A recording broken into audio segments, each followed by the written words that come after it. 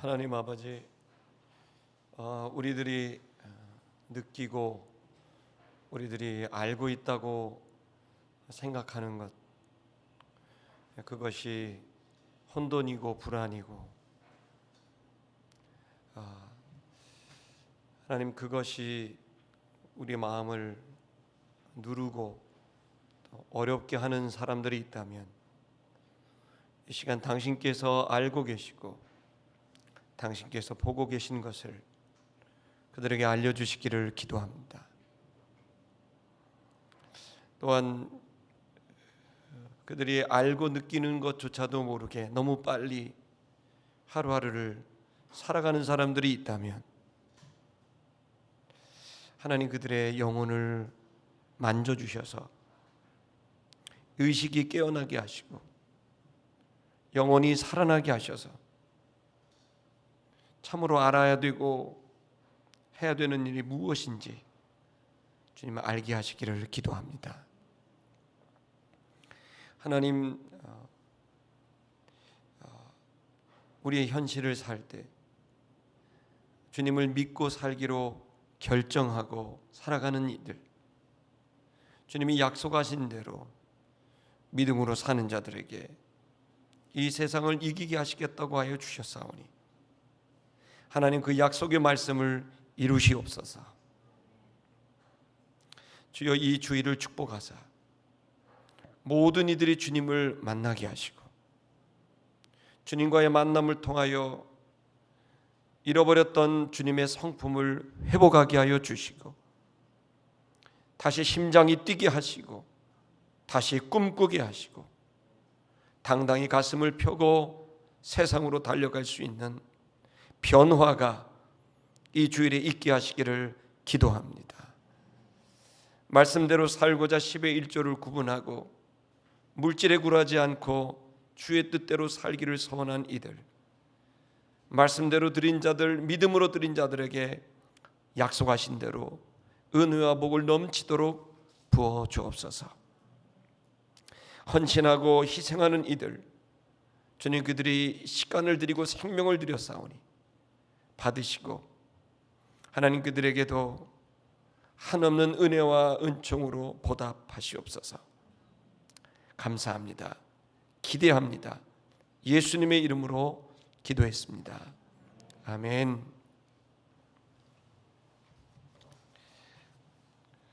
우리 계속 첼로만 하다가 헌금송을 찬양으로 하니까 또 색다르고 좋네요. 네. 제가 우리 천연석 형제 팬입니다. 유튜브에서 계속 보고 있고 그 성품과 또 그 모습이 늘 저 노래랑 똑같은 것 같아요. 그래서 여러분, 우리 교회 귀한 형제인데 보시고 좋아요와 구독을 꼭 누르시길 바랍니다. 네. 아주 평화롭습니다. 네. 오늘 이제 그 주일이고요.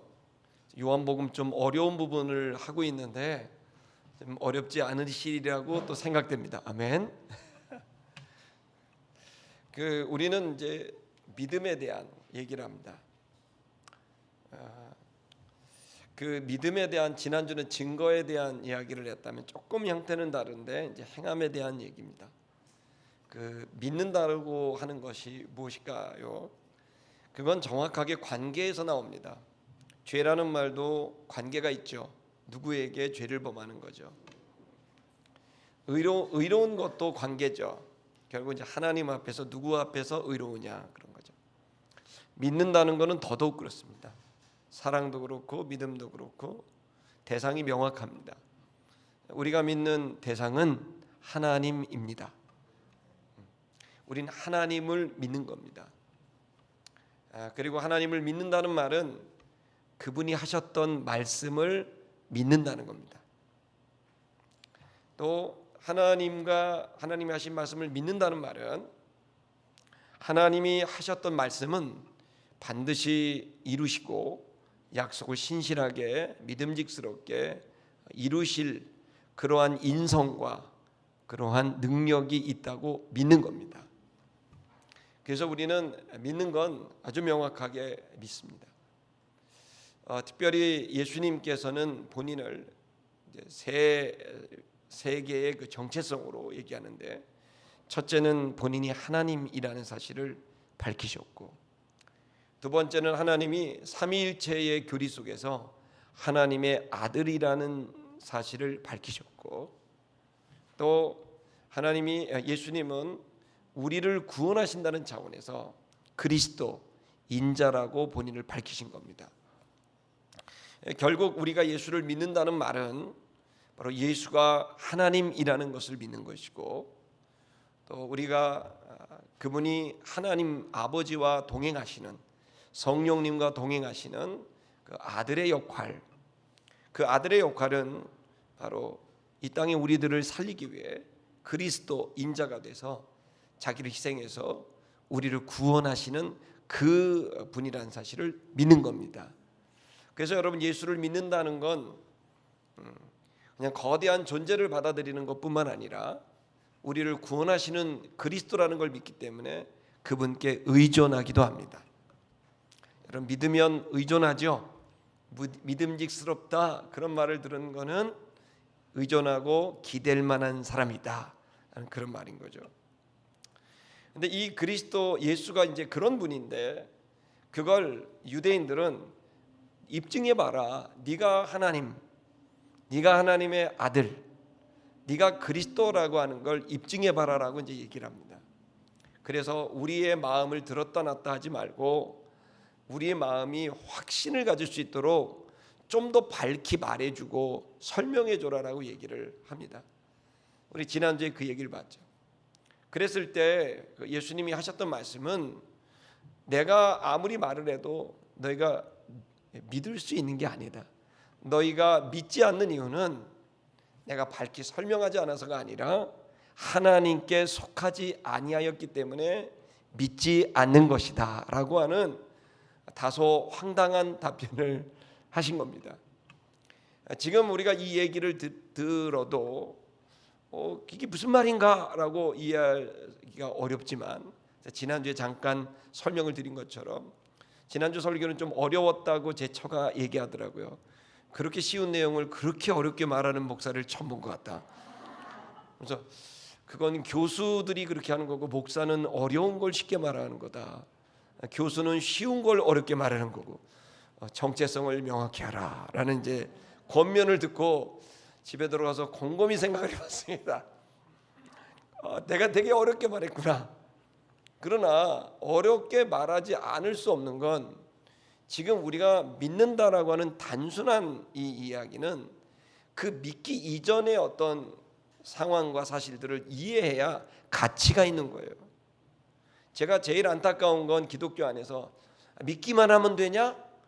믿는다고 하면 다냐? 그러면서 믿는다라고 하는 걸 너무 값어치게 행동하고 살아야지 되지, 믿는다고 다냐라고 얘기를 들을 때마다 저는 사실 굉장히 저런 메시지는 맞지 않다. 왜냐하면 믿는 게 제일 어렵습니다.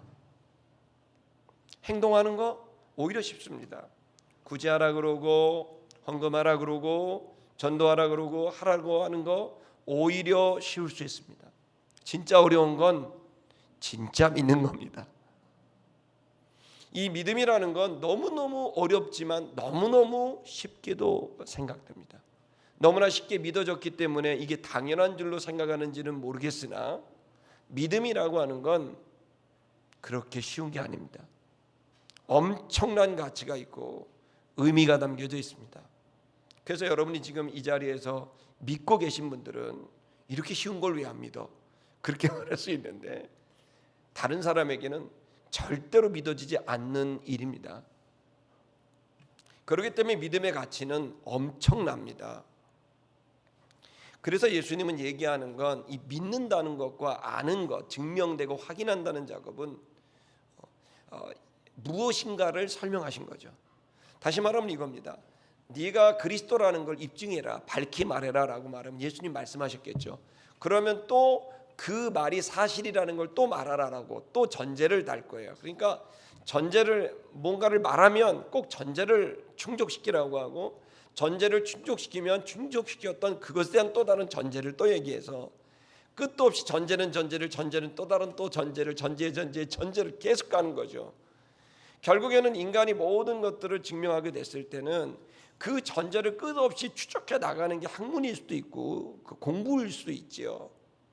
하지만 결국에는 이 전제의 끝을 갔을 땐 마지막 더 이상 전제를 댈 수 없는 그 지점이 있다고 우리는 생각하게 되죠. 정확히 믿게 되는 거예요. 경험해보지 않을 수도 있지만 그걸 믿는 거죠. 그 끝을 뭐라고 말하냐면 우리 교회에서는 진리, 일반 사회에서는 공리라고 말하는 그 지점에 이르게 되는 거죠.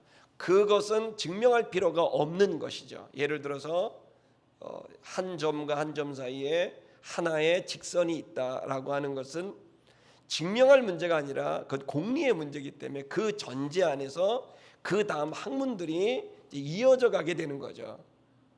그것처럼 예수님이 얘기하고 있는 이 이야기는 우리가 설명하고 전제를 충족시키는 전제를 하고 설명과 과정을 만들고 결과물을 만들어서 입증해내는 과정은 의미가 있고 중요한 일이지만, 그러나 사실 어떤 존재를 믿는 것은 그렇게 되는 것이 아니다라는 거죠.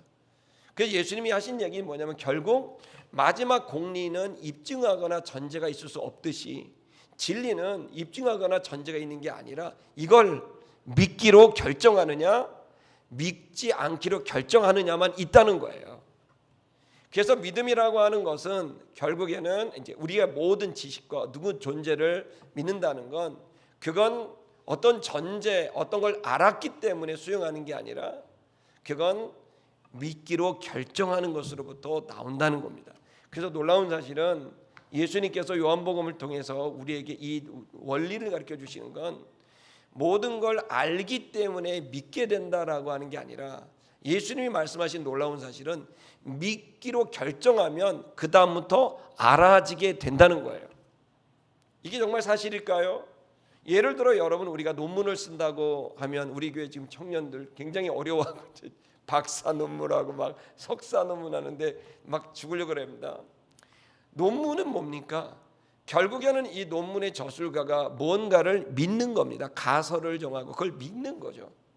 그리고 그 믿는 가설을 가지고 그걸 설명하고 과정을 이해시키고 그 결과물들을 객관적으로 보여주게 됐을 때 이 방법론을 믿고 있는 것을 방법론을 가지고 연구 방법론을 가지고 입증하게 됐을 때 논문이 되고 설득이 되는 것처럼, 사실은 우리의 모든 게 설명되고 뛰어난 지식과 논리와 합리성을 갖고 한다 하여도 결국 시작 지점은 믿음에서부터 있다는 겁니다. 그러니 예수님의 이 이야기는, 나에 대한 이야기는 궁극에 대한 이야기며 공리에 대한 이야기며 진리에 대한 이야기라는 거예요. 그래서 너희가 나를 믿지 않는 건 설명으로 될 문제가 아니라 믿기로 결정하느냐 믿지 않기로 결정하느냐의 문제라고 하는 것을 얘기합니다. 그래서 여러분, 우리는 지금 기독교의 가장 놀라운 진리를 접근하는 사고방식의 원리는 믿기로 결정을 하고, 그리고 나면 우리가 여러 가지를 보지 못했던 것들을 이해하고 알게 된다라고 하는 이 원리를 가지고 있습니다. 저는 지금도 많은 사람들이 기독교를 믿으면서도 여전히 알아야 믿겠다라고 고집하는 사람들도 적지 않고, 또 믿어서 알겠다라는 이 놀라운 은혜를 경험하지 못하는 사람도 많습니다. 믿는다고 말하지만 정확히 믿지 않는 거죠. 철저히 믿지 않는 거죠. 그러니 이 믿음의 강도가 약하니 알게 되는 정도도 약하게 되는 거죠. 그래서 믿기로 결정을 하게 됐을 때 그것으로부터 새로운 관점이 생기게 되게 되는데, 이 문제는 간단한 문제가 아닌 거예요. 그래서 이것을 성경은 사도 바울은 하나님의 선물이다라고까지 할 정도로, 이것은 우리에게 주어진 게 아니라 아웃사이더에서, 그 아웃사이드에서 주어지게 되는 게 그게 뭐냐? 믿음이다라고 설명을 했고, 그리고 그것을 설명하게 됐을 때 누군가가 믿음을 가지면 누군가가 먼저 믿어줬기 때문에 그 믿음이 왔을 때 그 믿어준 그 사람에 대한 믿음이 생기게 된다라고 하는 관계성으로 믿음을 풀어서, 믿음은 우리에게서 있는 게 아니라 하나님께서 우리를 믿어주시는 하나님의 선물이고, 그 선물이 주어지게 됐을 때 우리가 하나님을 믿을 수 있는 첫걸음이 시작된다는 것을 말해주고 있습니다. 여러분, 그렇기 때문에 지금 우리는, 그렇다면 문제는 또 뭐냐면, 그럼 우리가 설명하고 전제를 말하고 그 전제를 갖다가 설명을 하고 과정을 만들고 그리고 그 결과물들을 우리가 유추해서 설명하는 일련의 이 과정들은 의미가 없는 거냐, 가치가 없는 거냐? 그랬을 때 오늘 본문이 예수님은 두 번째 가치가 있다고 말씀하십니다. 어떤 내용일까요? 그 가치의 내용은 무엇인가 하면, 결국에는 믿음이라고 하는 것은 나를 믿는, 어떤 사람을, 대상을 믿는 것이지만, 대상이 믿어지지 않을 때는 예수께서 하신 말씀은 그 대상이 한 일이 진실이다라고 하는 것, 일 자체를 믿는 것이라도 해야 그 존재를 믿을 수 있는 길이 열릴 수 있다고 하는 최종적인 방법을 제시하고 있어요. 예수가 그리스도라는 사실을, 예수가 하나님이라는 사실을, 예수가 하나님의 아들이라는 사실을 우리가 믿어지지 않을 수 있습니다. 믿어지는 사람도 있고요. 근데 그 믿어지지 않는 사람들이 있다고 한다면 부정하지 말고 적어도 예수가 한 일, 그 일이 사실이다라고 하는 것으로 믿기만 하여도, 그 일을 믿기만 하여도 그것을 통해 깨달아지게 되고, 그것을 통해 또다시 그 일을 행하신 예수 그리스도를 믿을 수 있는 기회가 열리게 된다는 거예요. 그래서 오늘의 주제는 행함입니다. 보여지는 것입니다. 믿음은 사실은 보여지지 않는 형이상학적 가치이지만, 그러나 이것은 반드시 보이는 형이학적인 사건과 존재로 나타나게 되는데, 그것이 무엇이냐? 행함입니다. 이걸 야고보서는 행함과 믿음의 관계를 균등하게 말을 해서, 행함이 없는 믿음은 죽은 믿음이다라고 말하는 것이 여기에 의미가 있는 거예요. 그래서 여러분, 오늘 이 시간은 우리들이 믿음, 또 존재, 이것은 사실은 우리가 계측하거나 느끼기가 어렵지만, 그러나 그 존재가 행한 일들은 우리는 만질 수 있고 들을 수 있고 오감으로 인지할 수 있습니다. 그렇다면 이게 실제로 벌어진 일이라고 한다면 그 일을 통해 그 일을 이룬 주인공을 우리는 믿을 수 있지 않겠는가 라고 하는 예수님의 이 이야기가 오늘 본문의 내용입니다. 실은 오늘 본문의 내용은 예수님이 곤경에 빠집니다. 그건 뭐냐면, 예수님이 나면서 소경된 자를 고칠 뿐만 아니라 수많은 기적을 행하게 됐고 놀라운 말씀을 전달했습니다. 그러나 유대인들은, 당시 지도자들은 철저하게 예수님을 거절했고 믿지 않았습니다. 그리고 지난주에 우리가 본문을 봤듯이 우리를 제발 믿을 수 있게 밝히 말해달라, 우리 마음이 확정될 수 있도록 말해달라고 하자 예수님은, 내가 너에게 믿지 않는 이유는 내가 말하지 않아서가 아니라, 사건을 못 봐서가 아니라 너희가 하나님께 속하지 아니하였기 때문에 너희가 믿지 못하는 것이다 라고 하는 그 존재론을 이야기하시는 거죠. 자, 여러분, 그때 이걸로 끝난 게 아니라 이제 사건이 벌어집니다. 그러자 그때 마지막 순간에 아버지와 나는 하나이다, 내가 한 모든 일은 아버지께서 하신 일이고, 또 그리고 내가 한 모든 건 아버지와 함께한 일이고 아버지의 이름으로 한 것이다 라고 이제 이야기를 쭉 이어가게 되자, 아버지와 나는 하나다라는 단어에서 유대인들이 올커니 이제 잡아주길 그 이제 흠을 딱 잡아낸 겁니다. 그리고 나서 이제 벌어진 내용입니다. 자, 한번 좀 보시겠습니다. 자, 31절에 보면 유대인들이 돌을 들었습니다. 다시 돌 들었다가 또 다시 들었어요. 처음에 죽이려고 하다가 다시. 왜 그럴까요? 여기 바스타조는요, 손에 없게 하려고 돈을 들었다는 뜻이에요. 다시 말하면 돌을 들어서 던지려고 돌을 들었다는 겁니다. 지금 이 이야기는 이제 긴장감을 가지셔야 됩니다.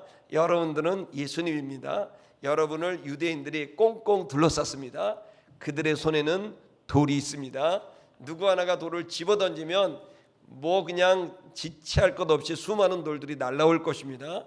죽음이 내 코앞에 와 있는 상황입니다. 자, 이 상황에서 예수님이 하신 이야기에 우리가 좀 아주 진리를 좀 볼 수 있습니다. 32절 예수께서 그들에게 말했습니다. 내가 여러 가지 선한 일을 너희에게 보였거늘 아버지로 말미암아서 아버지 하나는 하나다라는 것 갖고 공격을 하는데 내가 아버지의 이름으로 여러 가지 선한 일을 했다. 여기 보였다라고 하는 이 테이크니오라는 단어는 자주 쓰는 단어가 아니고요. 이거는 보여지기 위해서 행동했다라는 뜻입니다. 일종의 엑스비션처럼 전시하는 거예요. 예수님은요, 이 땅에 오셔서 그냥 막 사신 게 아니라 보여지게 하기 위해서 사셨어요. 그분이 행했던 모든 말과 행동은 의도적이었어요. 의도적인 것으로 보여지는 사람들은 두 부류가 있죠. 하나는 사기꾼이고 한 부류는 선생님이죠. 저희 그 딸이 이제 유아교육과 공부를 이제 시작을 했는데 최근에 이제 유아교육 이런 거 보는데 제가 아주 놀라운 사실 하나 발견했는데 말투가 좀 바뀌었습니다. 그 전까지는 이제 작년까지는 경영학과를 다녔는데 올해 유아교육과로 이제 새롭게 학교를 입학했는데 말투 톤이 바뀌었습니다. 이게 좀 올라갔습니다. 약간 그 유아교육의 그 선생님들 아시겠죠? 설명하지 않아도 톤이 조금 올라갔습니다. 그리고 표정도 빨개졌고요. 그러면서 자꾸 애교도 부리고요. 뭐 이렇게 하다 가끔 춤도 추고 이제 난리가 납니다. 왜 그렇게 됩니까? 선생님들은 아이들한테 보여진다는 걸 알기 때문에 그것에 걸맞는 말투와 행동을 하게 되는 거죠. 그러니까 선생님들은 반드시 그냥 하는 게 아니라 학생들에게 보여지게 하기 위해서 모든 일을 하는 거죠. 예수님이 그런 거예요. 예수님이 왜 병자를 고쳤을까요? 보여주고 싶은 게 있었던 거예요. 예수님은 뭘 그럼 보여주고 싶었을까요? 사람들한테 바로 하나님과 하나님의 나라를 보여주고 싶었던 거예요. 그분의 나라와 그분의 문명을 보여주고 싶었던 거예요. 그래서 그분께서 하셨던 모든 대하는 것은 하나님 나라의 문명이에요. 왜 그렇게 죄에 대해서 그렇게 난리가 났을까요? 그분의 나라는 죄가 없다는 거예요. 왜 병자를 일으킵니까? 그분의 나라에는 병이 없다는 거예요. 왜 귀신을 쫓아냅니까? 그분의 나라에는 귀신이 없다는 거예요. 왜 죽은 자를 살립니까? 나의 나라에는 죽음이 없다는 거예요. 왜 그렇게 십자가에 달려 죽으십니까? 나의 나라는 사랑이라는 거예요. 예수님이 하셨던 모든 것, 왜 부활하십니까? 나의 나라에는 희망이 있다. 죽어도 다시 산다. 그분의 나라를, 그분과 그분의 나라, 그리고 그분이 사랑으로, 은혜로, 그리고 그분의 나라를 우리들에게 보여주게 하기 위해서 예수님은 의도적으로 말씀하셨고, 의도적으로 병자를 찾아가셨고, 의도적으로 기적을 일으키셨고, 의도적으로 사신 거죠. 스토리텔링, 스토리 두잉, 스토리 리빙까지 모든 건 철저하게 이 땅의 영혼들을 살리기 위해서 행하시고 말하셨던, 살으셨던 것이죠. 자, 내가 다 보였다. 선한 일을 너에게 보였다. 아버지의 이름으로. 근데 왜 놀래느냐라는 얘기를 하신 거죠. 넘겨주세요. 자, 너희는 그 중에 어떤 일로 나를 돌로 치려고 하느냐. 여기 돌로 친다는 거는 유대인의 최고의 형벌입니다. 그래서 율법에는 뭐 예를 들어서 아버지를 때리고 공격하고 죽이는 사람은 돌로 쳐 죽여라. 뭐 이런 등등의 돌로 쳐 죽여라라고 하는 건 다른 말로 말하면 이 공동체에서 이 죄를 없애라라는 뜻이에요. 극형입니다. 극형. 자, 예수님은 이렇게 물어봅니다. 이 물어보는 것도 의도를 가진 거죠. 자, 33절 유대인들이 대답했습니다. 우리가 선한 일 때문에 너를 돌로 치려는 것이 아니다. 얼마나 이 사람들이 거짓말쟁이냐면 여러분 예수님을 문제 삼았던 게 뭡니까? 나면서 속용된 사람을 안식일에 고친 것 때문이 아니에요. 안식일을 범한 것 때문인데 이게 이제 문제가 안 되니까 지금 와서는 또 일 때문에 그런 게 아니다. 여러분 지금 믿지 않기로 결정한 사람들과의 이 토론은 끝도 없다는 걸 알아야 돼요. 이 사람들은 지금 진리를 알고 싶은 게 아니야. 그냥 이기고 싶은 거야. 나를 주장하고 나를 고소하고 싶었던 거야. 여기에도 보면은 내가 선한 일들 때문에 너를 그런 게 아니다. 갑자기 말을 확 바꿉니다. 뭐 때문에 그러냐? 조금 전에 한 말을 트집 잡으려는 거죠. 안식일을 범하는 것 정도의 문제가 아니라 이제는 신성모독이라는 죄를 끄집어내기 위해서 이제 예수를 완전히 죽이려고 하는 의도성을 가진 이 유대인들의 대화입니다. 자, 그것 때문이 아니라 참남함을 인합니다. 여기 참남함이라는 단어는요, 상처를 받을 만한 말을 했다라는 뜻입니다. 그러니까 이거는 종교적으로 말하면 우리가 믿고 있는 신, 또 우리가 신을 믿고 있는 방법에 대해서 공격을 해서 우리가 상처를 입었다. 그래서 우리가 지금 이건 문제가 심각한 거다라고 하는 그런 단어니까 조금 전에 말씀드린 대로 신성모독 때문에 내가 지금 돌을 든 거다라고 말하는 거죠. 자, 그러면 그 어떤 말이 신성모독이냐? 지금까지는 안식일 얘기하다가 지금 갑자기 논제를 또 바꿉니다. 뭡니까? 네가 사람이 되어서 사람인데 자칭 하나님이라고 네가 하고 있다. 근데 지금 예수님이 하나님이라고 말을 했나요? 이 말은 맞는 말이에요. 근데 왜 하나님이라고 이들은 이해할까요? 그건 이제 보십시다. 여러분, 여기 아버지와 나는 하나다. 하나님을 아버지라고 부르는 것 자체가 이게 굉장히 심각한 의미가 담긴 거예요. 하나님을 아버지라고 불렀다는 얘기는 자 보십시다. 아버지가 예를 들어 개예요. 그러면 아들이 뭐가 되죠? 빨리빨리 대답하고 끝냅시다. 자, 아버지가 개야. 그러면 아들은 빨리 개하고, 이제 아버지가 인간이야. 그러면 자식은 개일 수가 없거든요. 그러니까 내가 아버지가 신이야, 하나님이야. 그러면 아들은 신이라는 얘기라는 거예요. 그래서 내가 하나님을 아버지라고 부르는 수가 이게 무슨 소리냐? 더 큰 문제는 아버지라고 불렀다는 이 얘기는 그들은 이제 해석을 할 수 있는 거죠. 그건 본인이 신이라고 하는 신성모독인 거죠. 자, 본인이 신, 지금도 제가 여러분에게 여러분은 신입니다라고 말하면 여러분 어떻게 받아들이겠어요? 괜찮아요? 목사님 조금 맛이 가신 것 같다 이제 얘기하죠. 만약에 제가 이제 사실 제가 신이었습니다. 우리나라는 신이 있죠. 한 20년 전에 G.O.D라고 나와서 이제 대중적으로 이제 신을 이제 일부 때보다 더 분위기가 안 좋네요. 일부 때는 그래도 좋았는데 여러분의 그 굳은 마음을 이제 느낄 수 있습니다. 좀 부드러워지세요. 우리나라는 신이 있었죠. 20년 전부터 G.O.D라고 대놓고. 근데 여기 이제 이 얘기인 거예요. 여기 보면 신이라고 하면서 근데 여기 보면 포이에요. 그러니까 에임이 비동사를 안 쓰고 무슨 얘기냐면 네가 인간인데 왜 신처럼 행동하냐? 네가 인간인데 왜 신이라고 말하고 신이라고 인식하고 신이라고 생활하냐? 나는 이것이 진짜 큰 문제다. 넌 미쳤거나 신성모독이다. 라는 얘기를 하는 겁니다. 지금도 아마 이런 얘기가 들을 겁니다. 그래서 이제 예수님이 그 얘기를 듣고 난 다음에 얘기를 하는 거죠. 예수께서 말했습니다. 예수님이 지금 이 문제를 풀어가시는 방식을 보세요. 믿지 않으려는 사람들이고 또 그 중에는 믿을 수 있는 가능성이 있는 사람도 있겠죠. 중요한 사실은 예수님이 어떻게 믿음이 없는 사람들에게 본인의 정체성과 본인이 하는 일을 설명하시는가에 대한 내용이 나옵니다. 세 가지로 하게 되는데 그 첫 번째가 뭐냐면 예수님은 항상 진리를 말할 때 성경을 가지고 와서 얘기를 합니다.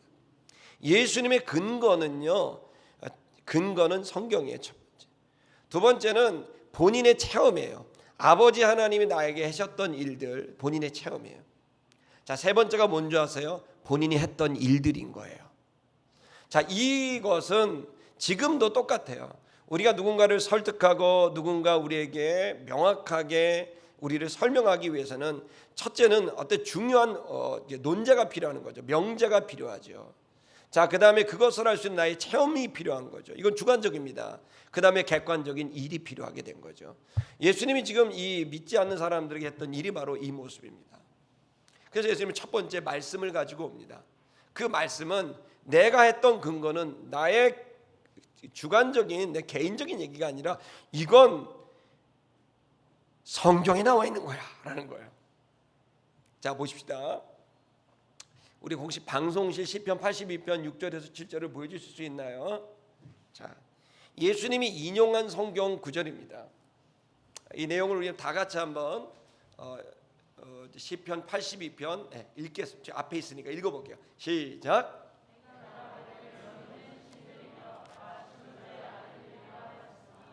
보세요. 보세요. 아니, 넘겨주시면 보세요. 여기 보면 내가는 이제 하나님입니다. 시편 82편에 나와 있는 구절인데요. 너희를 신들이라고 말했다. 그리고 다 지존자, 절대자의 아들들이라고 하였다. 그러니까 여러분 이 이야기를 예수님이 이제 가지고 들어온 거예요. 인용을 하신 거예요.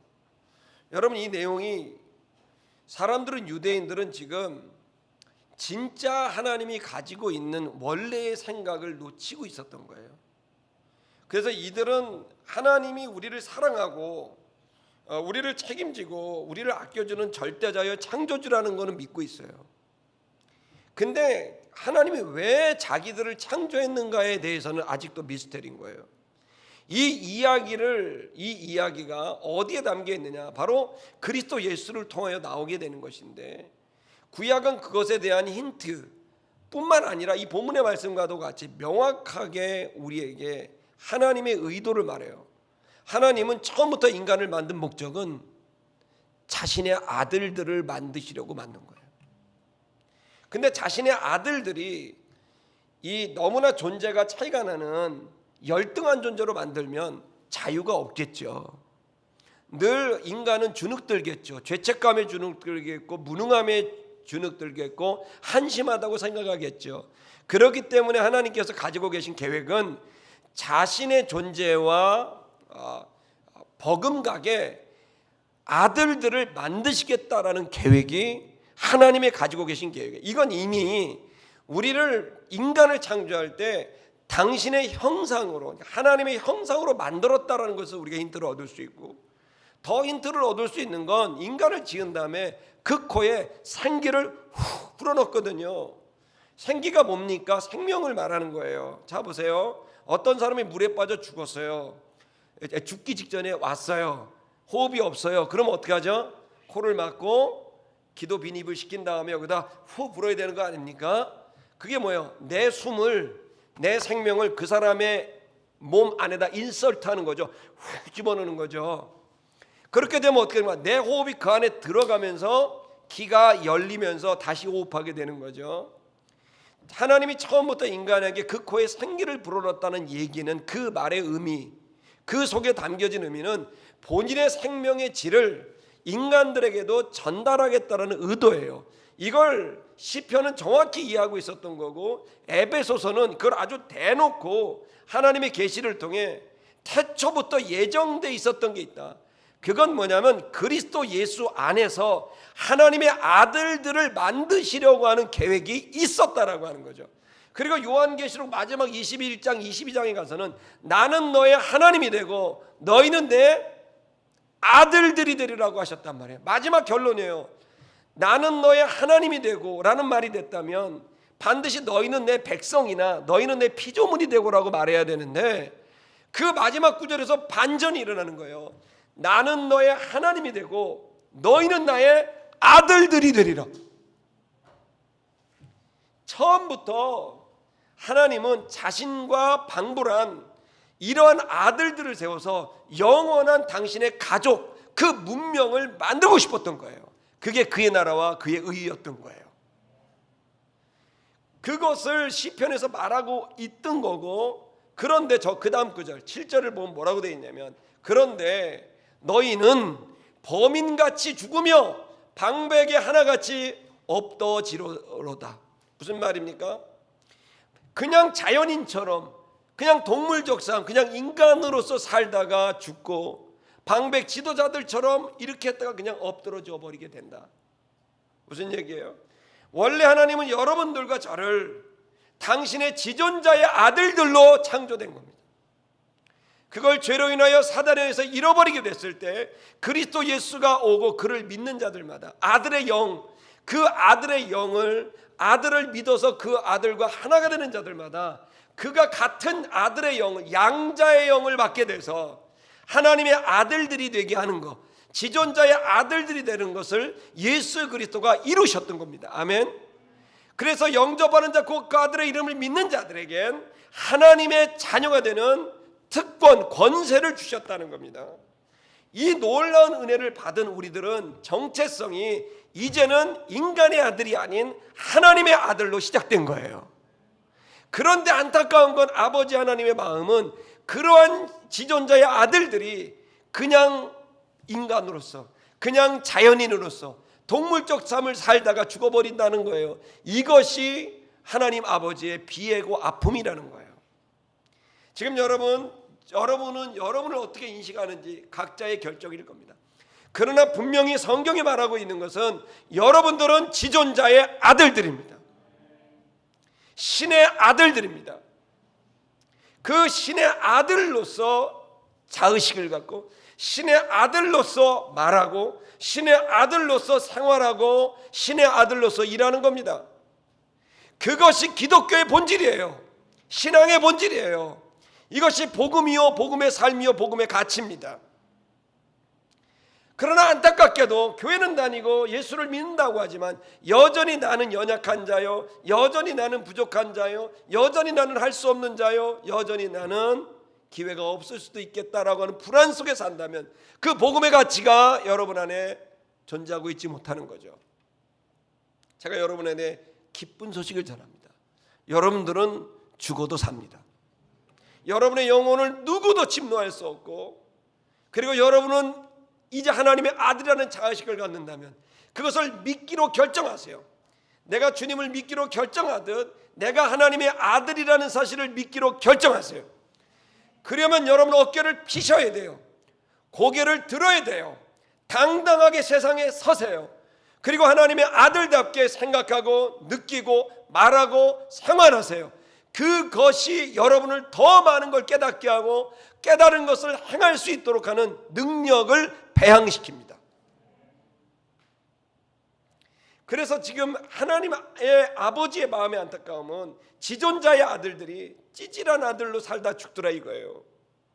그게 그 아버지의 아픔이에요. 여러분 자식을 낳아보고 키웠으면 알겠지만 내 아들이 얼마든지 대단하게 살 수 있는데 이 아들이 그렇게 살면 그 부모의 마음은 안타까운 것처럼 하나님이 우리를 보면 그렇다는 거예요. 그러므로 여러분, 세상이 말하는 이야기가 아닌 하나님 신이 나에게 들려준 이야기에 귀를 기울이고 그분만이 진리를 말하고 진실을 말한다라고 믿고 내가 주님을 믿고 살기로 결정을 하고 여러분 험난한 바다, 이 광야 같은 사막 같은 길을 당당하게 걸어가세요. 아멘. 세상 짐 다진 것처럼 두드리고 여러분의 호주머니에 돈이 있고 없고 무슨 상관입니까? 여러분의 통장 잔고에 뭐가 있는 게 무슨 상관입니까? 여러분의 뒷배가 있고 없고가 뭐가 상관입니까? 여러분은 하나님의 아들들이고 지존자의 아들들입니다. 그러므로 어깨를 펴도 당연한 일이고 고개를 들고 당당하게 여러분의 길을 걸어가셔야 합니다. 그래야 여러분답게 사는 길이 열립니다. 지금 예수님이 그 얘기를 해오면서 하나님의 아들들이라고 지존자의 아들들이라고 이야기를 한 것, 너희가 왜 참남하다고 하느냐? 내가 하나님과의 아들이라고 말하는 것, 아버지와 내가 하나라고 하는 게 어떻게 너에게 상처를 주는 말이며 어떻게 이것이 율법을 폄하하는 말이며 이것이 어떻게 신성모독이냐고 예수님이 말씀을 근거로 이제 말씀하신 거죠. 자, 여러분, 말씀이 그래서 중요한 거예요. 세상에는 논리는요, 내용이 문제가 아니라 논리로 들어가면 논리에 말리면 져요. 세상에 논리가 있거든요. 그 논리에 말리지 마시란 말이에요. 진리에 서셔야 돼요. 세상의 논리에 말리지 말고 진리에 서야 돼요. 그리고 내가 하나님이라는 이 공리, 하나님이라는 이 진리, 이것을 내가 믿고 가는 이 삶을 내가 결정하게 됐을 때 저는 분명히 믿습니다. 놀라운 아이디어와 하나님의 그 감성적인 그 강력한 에너지와 그리고 여러분 그것을 할 수 있는 좋은 하나님이 만나게 하시는 만남의 축복들이 여러분 앞에 저는 있다고 확신합니다. 아름다운 교회 역사가 그랬고 저의 개인의 삶이 그렇습니다. 좀 더 보겠습니다. 자, 그 얘기를 말씀을 가지고 이 사람들을 이제 이야기를 합니다. 그러면서 말씀하시기를 너희를 신이라 하지 않았느냐? 자, 하나님의 말씀을 받은 그들을 신이라고 하지 않았느냐라고 설명합니다. 지금 시편 82편을 설명하는 거예요. 여기 보세요. 하나님의 말씀을 받은 그들을 신이라 하지 않았느냐? 자, 여러분, 그러면 모든 자가 하나님의 아들들이고 지존자의 아들들이냐? 그들은 이거예요. 모든 사람들이 하나님께서 창조하고 하나님께서 지으셨지만 그들은 그냥 자기의 자연인으로서, 범인으로서 그냥 이 세상에 가지고 있는 먹고 자고 싸고 이것만 이제 하다 가는 거예요. 자기의 자아 성취, 나의 결정권, 행복 결정권 이런 것들을 하면서 이게 다라고 생각하면서 가는데, 그런데 특이하게 하나님의 아들들이 아들들로서 살아가는 사람들이 나오더라는 거예요. 그 사람들의 특징이 뭐냐면 말씀을 받아들이는 사람들이라는 거예요. 그러니까 모두가 받아들이지 않더라는 거예요. 하나님의 아들들은, 신이라고 불림을 받을 그 사람들은 특징이 있는데, 그 특징이 뭐냐면 하나님의 말씀을 받아들여지게 하고 이해하게 되는 사람들이라는 겁니다. 여기 보시면 하나님의 말씀을 받는다는 말이 기노마이입니다. 기노마이는 성관계를 했다라고 표현할 때도 많이 쓰입니다. 즉 경험적으로 알게 했다라는 거예요.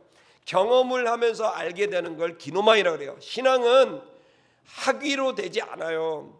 IQ로 되지 않아요. 그 사람의 인격이 경험하는 정도로 하나님을 알게 되고 그 신앙생활을 유지하게 되는 거예요. 자, 여기 보시면 그 하나님의 말씀을 받아들인 사람들, 그들을 신이라고 하지 않았느냐라고 얘기합니다. 여러분, 성경을 보시면 세상의 논리에 따라서 그 합리성에 따라 살아가는 사람들이 있지만 어떤 사람들은 하나님의 진리를 따라서 다르게 살아가는 사람들이 있어요. 예를 들어 여러분, 노아라고 생각을 해보십시다. 노아는 여러분 이름이 안심했다라는 뜻이에요. 그의 아버지가 아이를 낳는데 이름을 안심했다라고 만든 거예요. 왜 안심이? 그럼 불안한 겁니까? 불안했던 거죠. 노아의 아버지가 라멕입니다. 라멕의 아버지가 누굽니까? 무투셀라입니다. 무투셀라의 아버지가 에녹입니다. 여러분, 무투셀라가 무슨 뜻이죠? 죽음이 온다란 뜻이에요. 자, 보세요. 그 무투셀라가 아버지 에녹이 죽음이 온다라고 말했어. 그럼 여러분 이름을 줬는데 여기 죽음이 온다 이게 뭐죠? 안녕하세요, 저 죽음이 온답니다. 그러면 여러분 어떻게 느낌? 그리고 969년을 살았다고요. 1000년을 그렇게 사는 거예요. 그걸 왜 어떻게 사냐라는 얘기는 저한테 묻지 마세요. 그건 따로 얘기 드릴게요. 어쨌든 이 사람은 죽음이 온다라는 자기 정체성으로 1000년을 살았어요. 말이 됩니까? 이름이 중간에 저 같으면 개명하죠. 구청 찾아가서 이름 안 되게 이게 죽음이 온다, 생명이 온다로 바꿔야지 이게 안 됩니다 이렇게 했겠죠. 근데 이렇게 살아가요. 근데 그 이름을 누가 줬냐면 아버지가 짓죠. 에녹이 줬어요.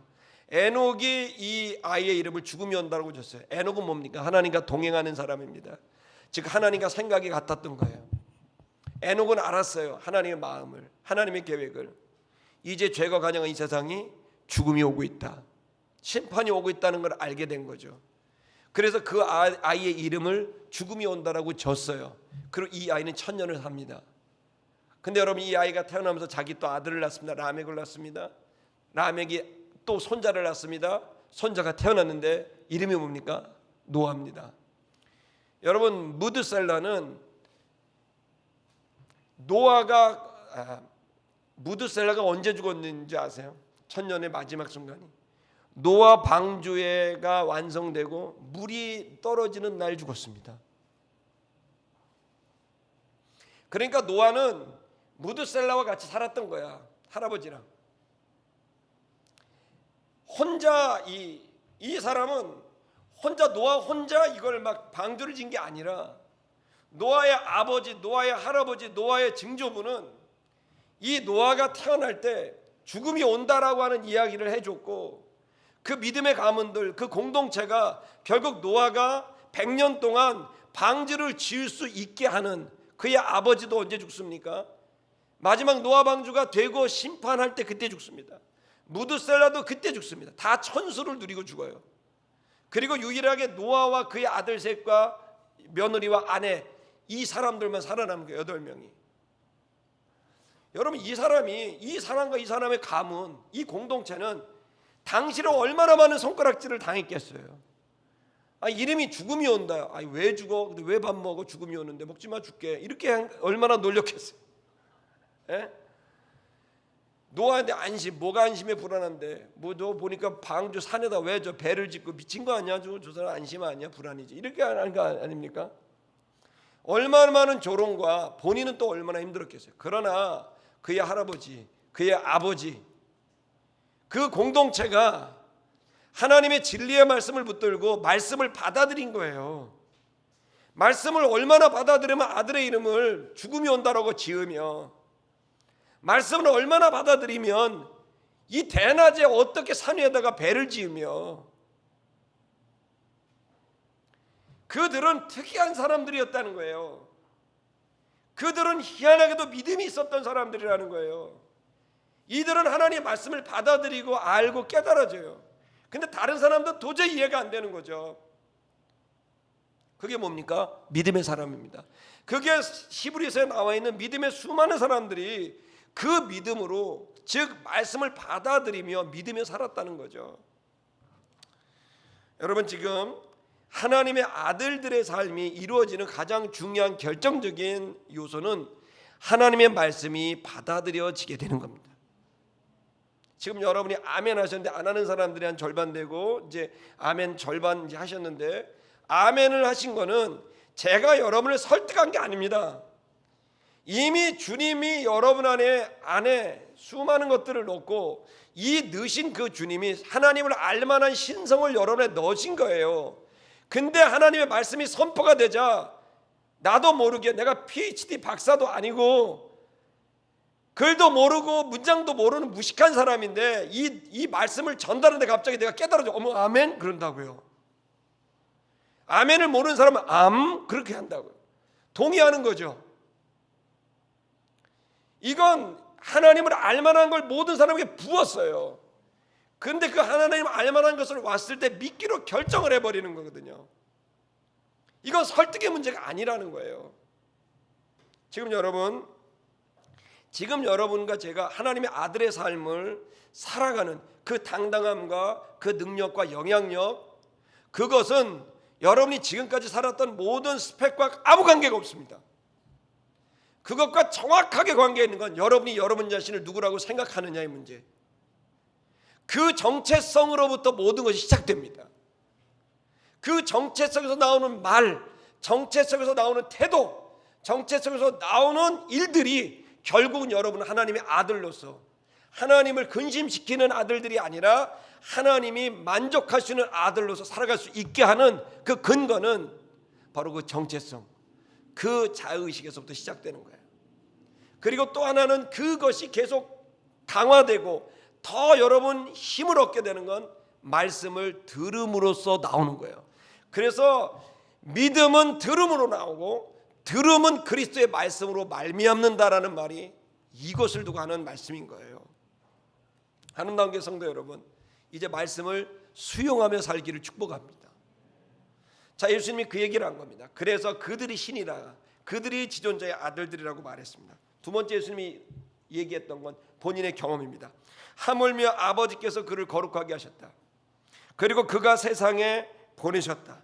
너희가 어찌하여 참남하다고 말하느냐. 자, 보세요. 예수님이 하셨던 얘기는 그라고 되어 있죠. 그는 3인칭 단수인데, 이거는 예수가 이제 공인으로서, 그리스도로서 본인을 말할 때 그라고 불러요. 그러니까 예를 들어 여러분, 이제 내가 온다가 아니라 그가 온다죠. 왜냐하면 예수 개인을 말하는 게 아니라 공적인 존재를 말해서, 예수님은 항상 사복음서에서 공적인 그 일에 있어서는 그라는 표현을 써요. 인자가, 그다음에 그가, 이런 표현들을 쓰는 이유가 이제 거기 있는 겁니다. 즉 예수님의 경험상 하나님 아버지께서 즉 나를 보내셨고, 그리고 하나님 아버지께서 나를 거룩하게 하셨고, 그렇기 때문에 하나님과 나는 하나였기 때문에 나의 경험상 이건 전혀 문제가 되는 게 아니다라고 하는 자기 체험을 말했습니다. 여러분, 우리가 누군가에게 우리가 어떤 것을 입증할 때 진짜 중요한 건 여러분의 경험인 거죠. 해보는 거죠. 자, 근데 이거 경험만 갖고는 안 돼요. 그것도 결국 주관적인 거거든요. 내 주관적 경험이잖아요. 그러니까 이제 세 번째로 나갑니다. 그건 뭐냐면 객관적인 일이에요. 이건 빼도 박도 못하고 보여지게 되는 거죠. 내가 아무리 나는 뭐 이거 거짓말 안 했어 그래도 거짓말이 나오면 거짓말이 되는 거죠. 그 일이 나오는 거죠. 그건 경험의 문제도 아니고 주장의 문제도 아닌 거죠. 그 다음 세 번째 예수님이 하셨던 말이 바로 여러 가지 선한 일이라고 하는 일에 대한 이야기랍니다. 자, 37절을 보겠습니다. 내가 만일 내 아버지의 일을 많이 행하지 않는다면 나를 믿지 말아라. 예수님은 아주 이제 명확합니다. 내가 하나님의 일을 안 한다면 나를 믿지 마. 아버지와 나는 하나라라고 하는 자기 주장을 명확하게 하기 위한 거예요. 결국 내가 이것을 내가 이 아버지와 내가 하나라는 이 존재를 말하려면 내가 아버지의 일을 행하는 행위가 나와야 된다는 것을 얘기하는 거죠. 그러면서 38절에는 만약에 내가 행동을 한다고 한다면 그러면 너를 그렇다고 한다면 할지라도 너무 놀라운 얘기를 하시는 거예요. 내가 아버지의 하시는 일을 하지 않는다면 나를 믿지 말아라. 그런데 내가 만약에 내가 아버지를 한다 해도 너희는 믿지 않을 거다. 이 문장 잘 봐야 됩니다. 그러니까 우리는 그냥 생각할 때 내가 아버지 일을 안 하면 나를 믿지 말아라. 그럼 내가 아버지 일을 하면 너희는 믿을 것이다. 이럴 것 같은데 예수님은 뭐냐면 내가 아버지 일을 한다 하여도 너희는 날 믿지 않을 거다. 그러면서 나를 믿지 않을 거다라고 하는 얘기를 계속해요. 너희들은 끝까지 무슨 일이 있어도 나를 믿지 않을 거다라는 얘기를 합니다. 그때 마지막 예수님이 던지시는 말에 집중을 할 필요가 있습니다. 그때 예수님이 하신 말은 너희는 나는 믿지 않아도 이건 믿어라. 뭡니까? 그 일은 믿어라. 그게 너의 마지막 기회다. 그 일에 대해서는 믿어라 라고 하는 거예요. 이건 존재를 믿는 건 아닙니다. 그러나 존재를 믿기 전에 전 단계로도 그 일을 믿는, 이건 요즘 말로 말하면 팩트를 믿어라 이런 얘기가 되겠죠. 그 사실 자체를 받아들여야 된다. 너의 이념의 눈으로, 너의 경험의 눈으로, 너의 상처의 눈으로 보지 말고 일 자체를 봐라. 그리고 그 일 자체를 믿어라. 명령형입니다. 믿어라. 그렇게 된다면, 그 믿게 되면, 그러면 만약 너희가 그런다면 너희가 깨달을 것이고 너희가 알게 될 것이다. 자, 이제 접속사로 붙어 있습니다. 너희가 깨달아지게 될 거다. 과거형이죠. 너희가 그 일을 믿게 되면 그렇다면 너희가 알아지게 될 수 있다. 그리고 난 다음에 더 나아가서 너희가 이것을 알게 될 텐데 내 안에 아버지가 있다는 사실을 알게 될 것이고 아버지 안에 내가 있다는 사실을 지금 상황도 알게 될 것이다 라고 하는 거예요. 희망이죠. 예수님의 존재를 믿는 건 아니지만 적어도 진리 자체를 이해하고 그리고 그것을 통해 존재에게 더 가까이 나아갈 수 있는 길은 열린다는 거죠. 여러분, 이 본문을 좀 보십시다. 여기도 똑같습니다. 너희가 믿어야만 알 수 있다는 얘기를 하는 겁니다. 그 일을 믿어라. 그런다면 너희가 알게 될 것이다. 연구하는 연구가들에게 말하는 거예요. 이 가설을 네가 일단 믿어야 된다. 그리고 믿어야 연구 방법을 가지고 너희가 알아지게 될 거다라고 하는 거죠. 지금도 마찬가지입니다. 우리는 지금 알아야 믿을 거냐, 믿어야 할 거냐. 수많은 젊은이들이 하나님과 관계없는 진리를, 이 지식을 배워서 지금도 뭔가 알아야 결정을 하고 믿는데, 믿어야 결정을 하는데 믿기로 결정을 안 하는 거예요. 결혼도 믿기로 결정 안 하죠. 또 사업도 믿기로 결정 안 하죠. 요즘에는 뭐가 있냐면 결정 장애들이 있어요. 결정 장애. 뭔가 결정을 못해. 알아야 돼. 전제가 있어야 돼. 이걸 결정할 전제. 다른 사람의 좋아요의 개수, 뭐 아니면은 뭐 사진, 전제들이 있는 거예요. 근데 그게 있어도 하지 못하는 건 이 시대 자체가 불신의 시대이고, 그렇기 때문에 너무 안타까운 건 그냥 자연인으로서 나 하나 챙기다 죽어가는 사람이 태반이라는 거예요. 뭔가 믿고 신념을 갖고 있는 사람들이 없게 되는 거죠. 저는 여러분 다시 말씀을 좀, 아직 다음 주까지 있습니다. 할렐루야. 아직 결정이 안 됐습니다. 근데 여러분에게 나누고 싶은 얘기는, 지금 우리들이 첫째 중요한 건 믿음을 갖고 있다라고 하는 가치를 여러분이 깨닫고 감사할 수 있기를 축복합니다. 이 믿음을 믿었다라고 하는 건 정확히 말하면 믿기로 결정하신 겁니다.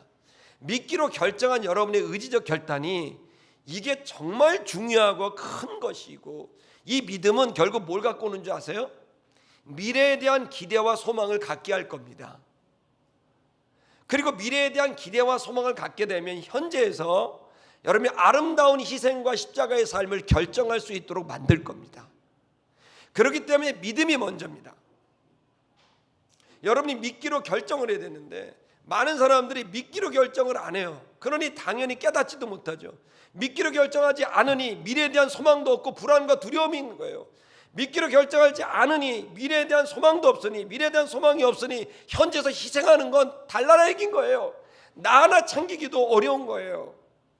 그 모든 것의 뿌리는 믿기로 결정하는 것에서부터 나오는 거거든요. 저는 여러분, 아름다운 게 성도 여러분들이 두 발을 딛고 살지 않고 양다리가 아니라 차지도 없지도 않고 죽도 밥도 아닌 그 삶이 아니라 믿기로 결정하고, 나는 이제 하나님을 믿기로 했어, 하나님의 말씀을 믿기로 했어, 하나님의 능력을 믿기로 했어, 내가 하나님의 아들이라는 사실을 믿기로 했어, 나는 값어치 있는 삶으로 살아갈 것이라는 내 인생에 대한 축복을 믿기로 결정했어. 여러분, 그 믿음의 가치, 믿기로 결정하는 것의 가치를 여러분이 꼭 체험할 수 있기를 축복합니다. 그렇다면, 믿기로 결정했다면 여러분 그 믿음에 합당한 태도와 자세를 가지셔야 됩니다. 우선 몸부터 똑바로 하세요. 하나님의 아들들은 당당해야 됩니다. 가슴을 펴세요. 아멘. 좀 펴봐. 이렇게 딱 펴고 고개를 정확하게 들고. 지도자들이 하나님의 아들이 등장한 거예요. 사람들은 나를 보는 게 아니라 하나님의 아들을 보는 거예요. 아멘. 지금 왔습니다. 제가 누가 온 거예요 지금? 아들이 오셨어요. 그가 오셨습니다. 아니,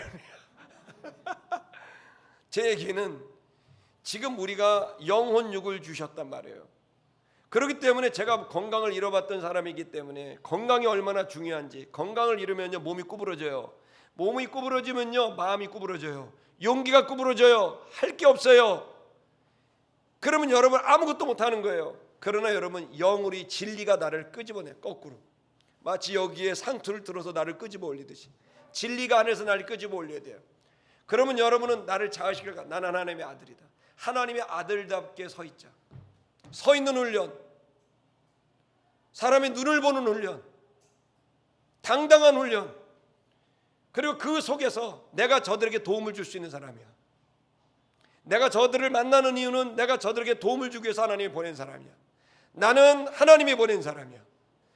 여러분, 공주병, 왕자병, 도끼병 걸리라는 얘기가 아니라 내 자의식을 갖고 내가 있어야 가정이 서, 내가 있어야 이 나라가 서, 내가 이 일을 해야만 해.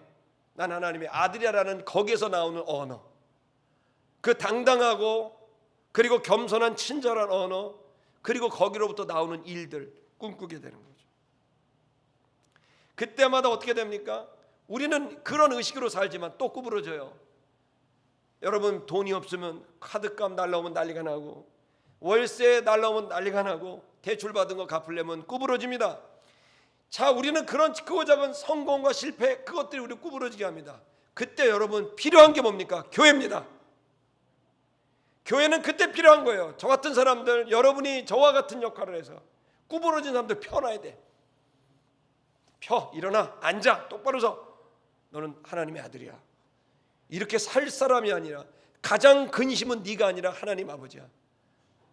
너를 지존자의 아들로 만들었으나 범인으로 죽어가는도다. 하나님의 아들답게 살아 라고 하는 그 깨달음과 용기를 주고 붙들어주는 데가 교회가 되는 것입니다. 그리고 그들이 만나서 일을 만들었을 때 사람들은 드디어 하나님의 살아계심, 적어도 하나님이 있구나라는 것. 내가 다른 건 모르겠는데 신은 있는 것 같아. 저 사람 저 하는 일을 보니까, 저 사람의 저 모습을 보니까 하나님은 있는 것 같다라고 말할 수 있는, 적어도 예수님을 믿기로 결정은 안 했어도 그분의 존재 자체를 이해하고 그 존재 자체에 대한 그러한 생각을 가지게 할 수는 있다는 거예요.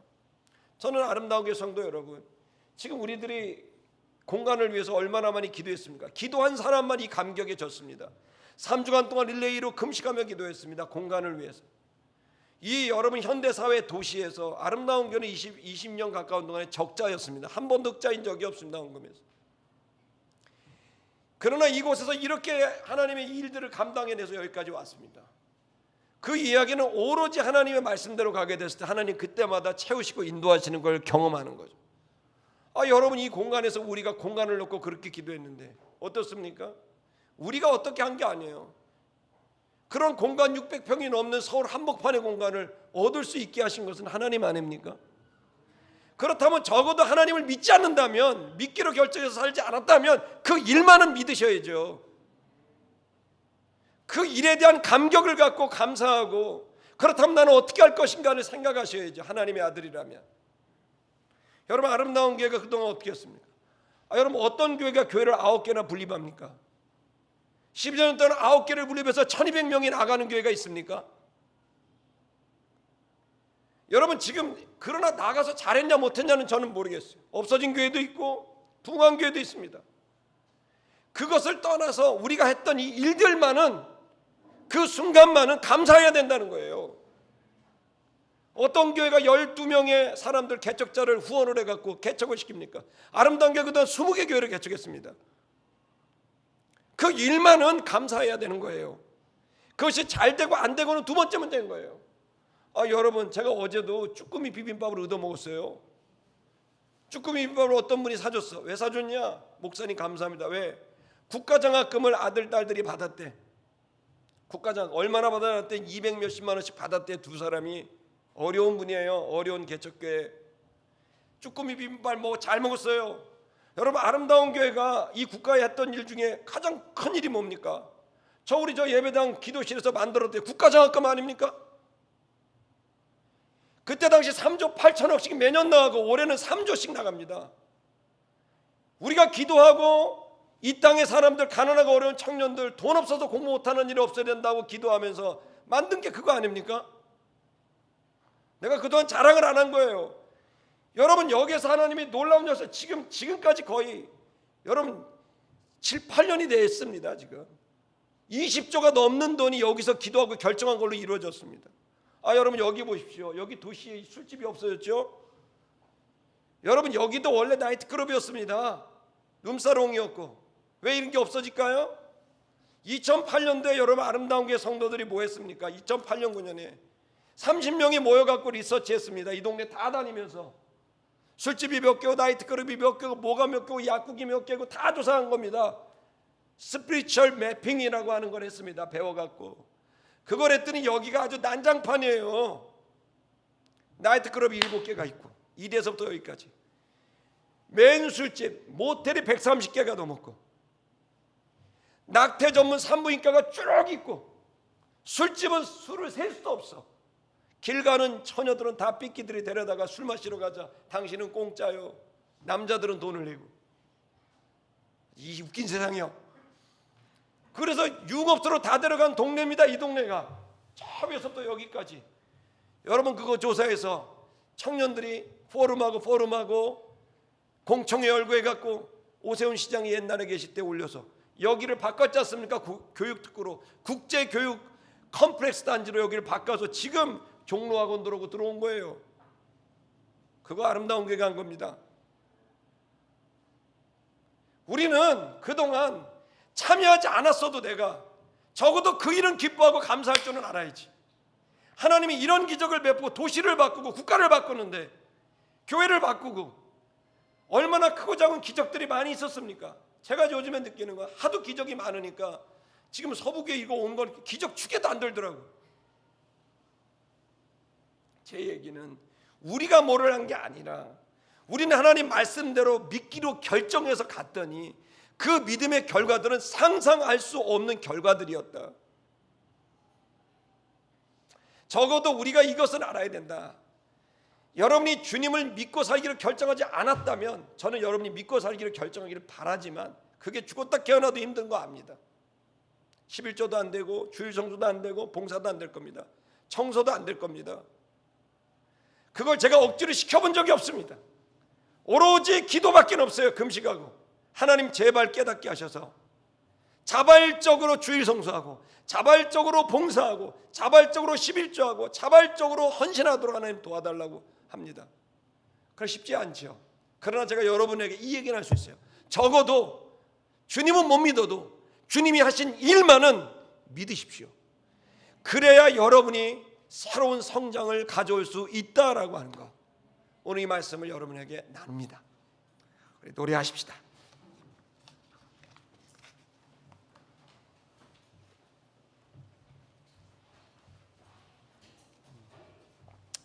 할렐루야. 옆에 사람 보면서 우리 당신은 지존자의 아들이십니다.